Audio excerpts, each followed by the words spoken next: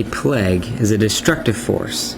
It shows no mercy. It destroys any life it can and continues on with what seems to be an unnatural and unexplained desire to obliterate all good things. Most people have a fundamental understanding of the horrible consequences of the Black Plague. It swept over Europe and consumed every life it could. Panic, fear, and death were its fruit. It seemed as though it could not be stopped. But, perhaps, by the providence of an almighty God, the plague's effects ebbed away until it was no longer to be found. Today in our modern society, things such as the Black Plague are only words in history books. We cannot even fathom the idea of a Black Plague, something that destroys individuals and families, and which utterly ruins everything that is wholesome and beautiful.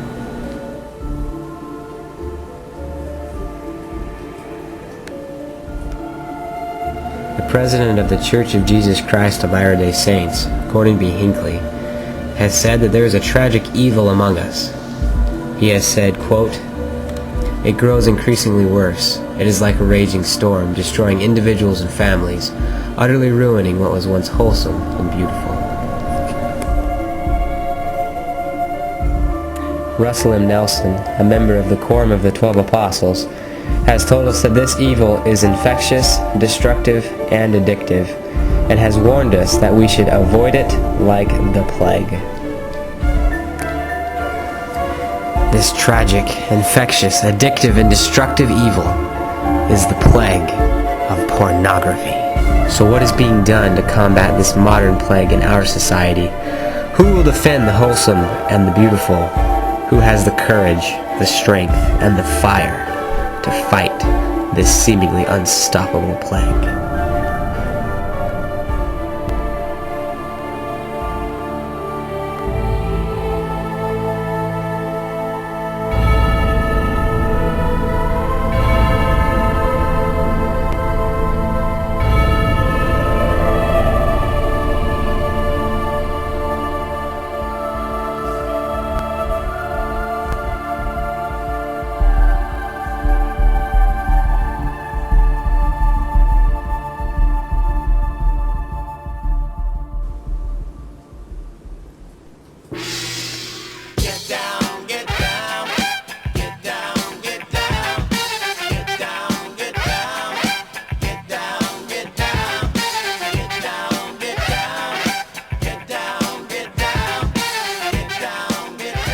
Las Vegas, the city of sin.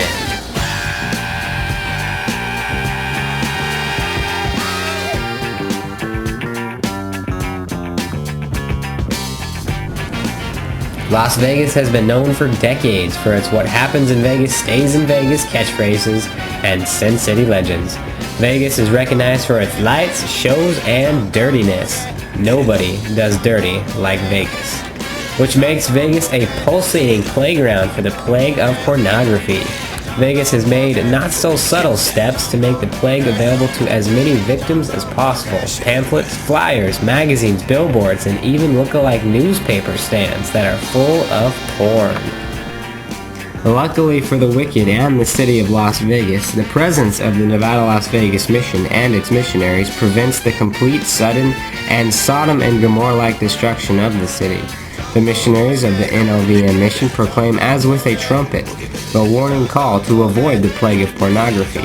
Different methods of denouncement have been attempted, even befriending those in the pornographic community to try and love them back.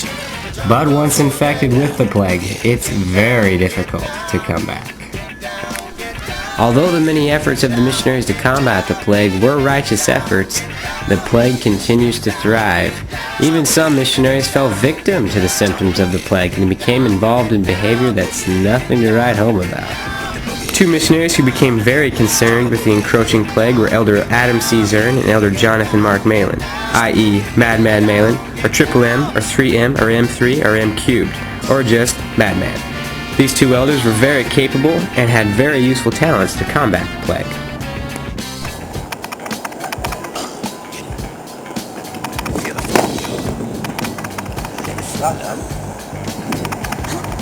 That was hard to do. It's really too bad. Hey, you say your companion is a complete nut. You ready?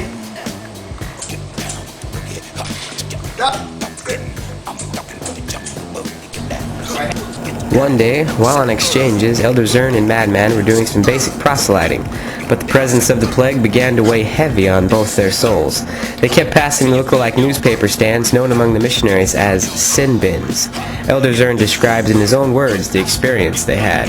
I just hated seeing those darn sin bins. They were everywhere. Every sin bin I saw was another lost soul. I knew we had to do something. We had to go buck wild like Isaiah would have done, or Abinadi or Moroni. Heck, even Jonah went buck wild eventually. So, we decided to kick over a sin bin. The initial kick didn't work out too well, but we pushed it over together as brothers in the gospel. I tell you, never has the fire of the covenant burned so brightly in my soul. I felt righteous indignation, I felt victory, and I felt the forces of righteousness begin to overcome the stronghold of the wicked. I felt like Jesus in the temple. I just wish I had a whip. This isolated event had a powerful effect upon the missionaries in the NLVM mission. The missionaries began to work harder, pray longer, and love greater. This astounding effect began to inspire Elder Zern and Madman to continue the kicking of sin bins. But they desired something more. An organized attack on evil. A spiritual and physical dagger to the heart of wickedness. This attack was to become the greatest David and Goliath story since the Jews went buck wild on the Nazis in the Warsaw Ghetto. The attack was given a name. Operation Fight Fire with Fire.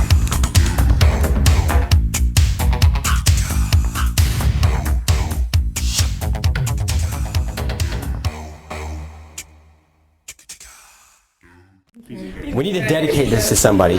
Somebody worthwhile. I know, right? Porter Rockwell. That's who we dedicate it to. Porter Rockwell. Yeah, that guy took crap from no one.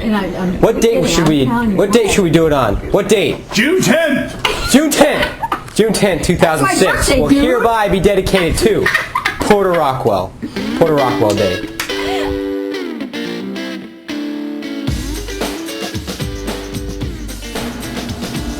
With the date of June 10th, 2006 selected, and an inspiring figure, Porter Rockwell, to dedicate the day to, the long, laborious task of recruitment began.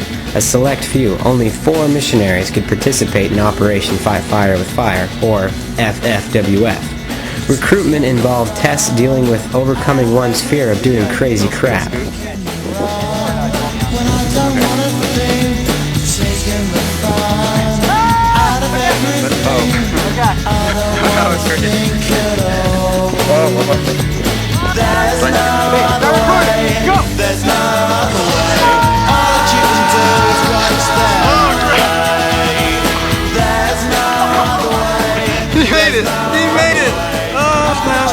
Being able to endure pain.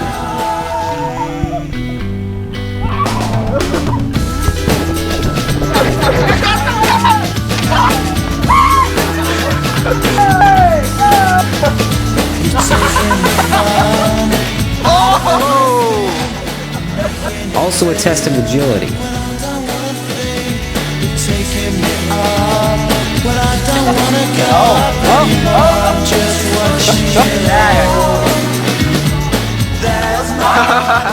And how well you can dance.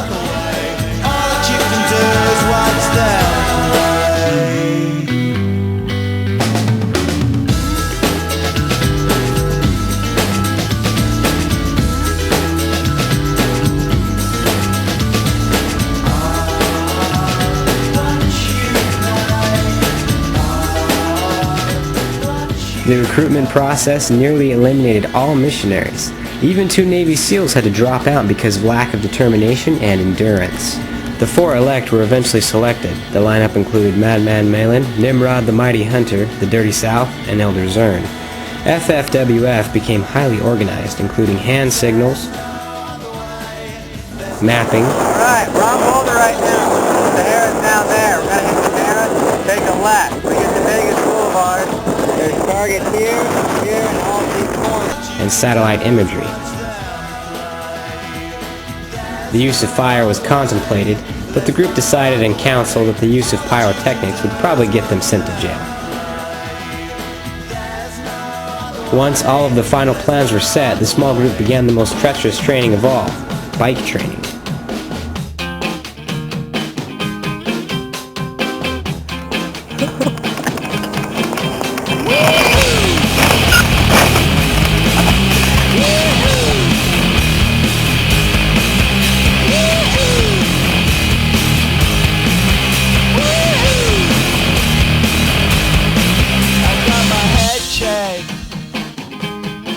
By a jumbo jet.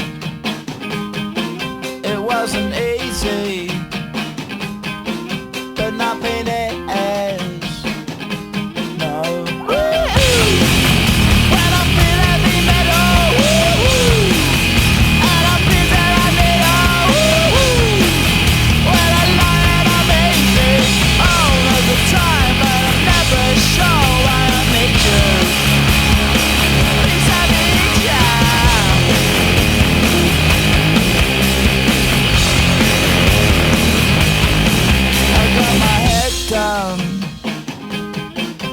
When I was young, it's not my problem. It's not my problem. When I feel heavy metal, and I feel that I need when I lie and I'm easy all of the time, but I'm never sure why I need you.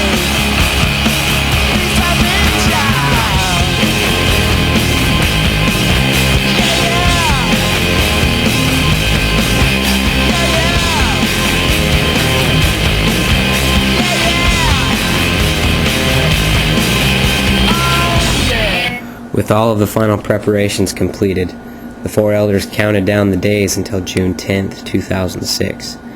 They wanted success in fighting evil. They knew, if executed correctly, FFWF could change the world. When June 10th, 2006 Porter Rockwell Day arrived, there was no turning back.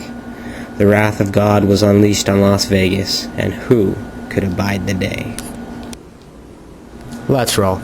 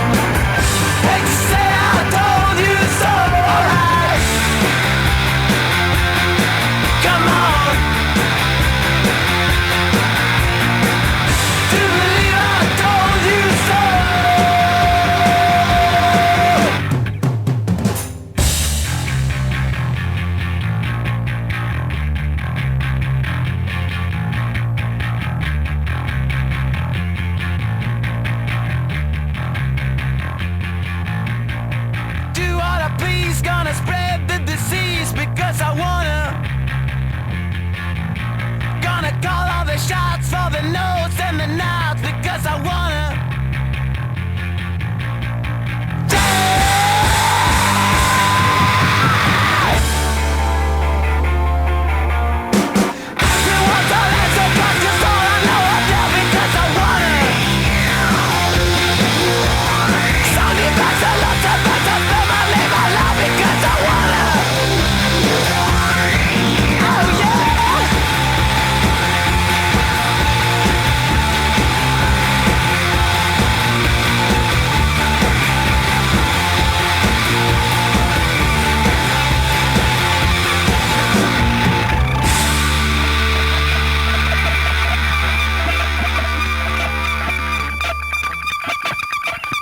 Welcome to the mission. I'm not gonna lie, dude, that was the craziest thing I've ever done in my life.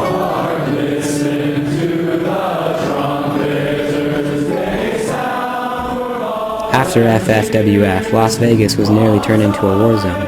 Riots ensued. Explosives were used, and so-called foreign effigies and other random household items like toilets were burned.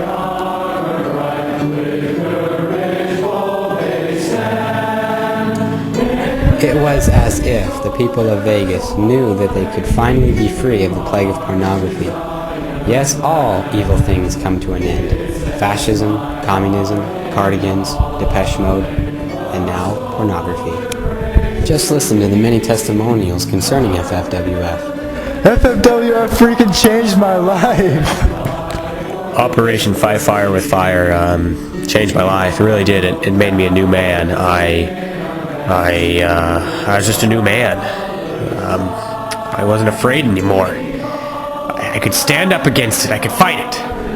I'm just so grateful for Operation Fight Fire with Fire. I'm just... FFWF rules! FFWF rules. FFWF rules. It's more a state of mind than a state of being. I think that as we all convert ourselves to FFWF, then in turn the world will be converted. FFWF rules. FFWF made me what I am today. There might not be much, but I am what I am. FFWF rules. It's the bomb! It's a special work Jesus has on the earth today. We have only been able to find one person who is opposed to Operation Fight Fire with Fire, and they probably look at porn anyway. So tell us, why do you think FFWF wasn't a righteous act? Vandalism, that's why it ranks right up there with the sarin gas attack in the Japanese subways. I mean, come on. Don't you think that's a little extreme? Not in the least. The sin bins, they are full of pornography. Yeah, but what if there had been a kitten in one or something? You didn't even stop to look. Well, that's just stupid. No, kittens crawl into things. It's a well-known fact. As you can see, ladies and gentlemen, the ones that are opposed to FFWF are totally insane. The president of the Nevada Las Vegas mission, John J. Wadsworth, has been quoted as saying, "They are my heroes." Now, whether or not he was talking about the 4 missionaries involved with Operation Fight Fire with Fire is unclear, but we would like to think that that's who he was talking about. President Wadsworth has also said that in order to double baptisms, we need every member and every missionary to kick over a sin bin. A new dawn was rising in the world, a better dawn, a dawn without the plague of pornography, all because 4 friends, fearless, courageous, and filled with the fire of the covenant, stood up and fought back. Indeed, they fought fire with fire.